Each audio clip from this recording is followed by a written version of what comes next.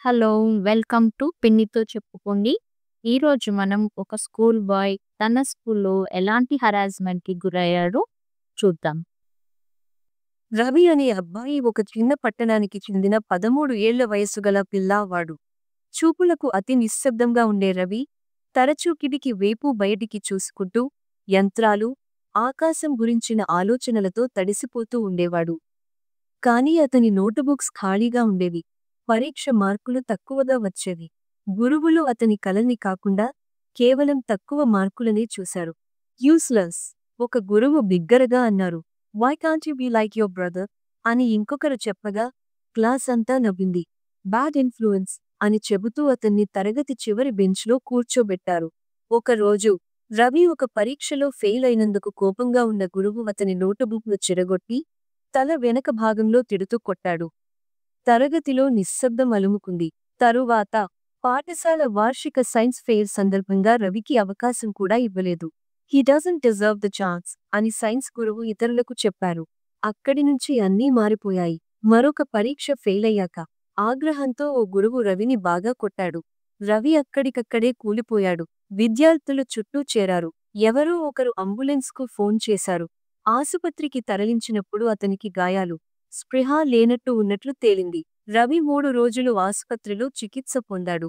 ఏ యంత్రాలు, హోంవర్క్ అవసరం లేదు.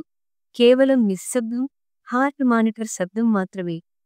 చివరికి తను కళ్ళు తెరిచి, I just wanted to understand అని మౌనంగా చెప్పాడు. ఆ మాటలు తండ్రి మనసును తలకిందులు చేశాయి. ఈ సంఘటన అతని తల్లిదండ్రులను, మరియు పాఠశాల అధికారులను షాక్‌కు గురిచేసింది. మొదటిసారి, తప్పు అతని ఒక్కడి మీదే కాదని అర్థం చేసుకున్నారు. ఇలాంటి హరాస్మెంట్ మీకు జరిగితే మీరేం చేయాలో చూద్దాం.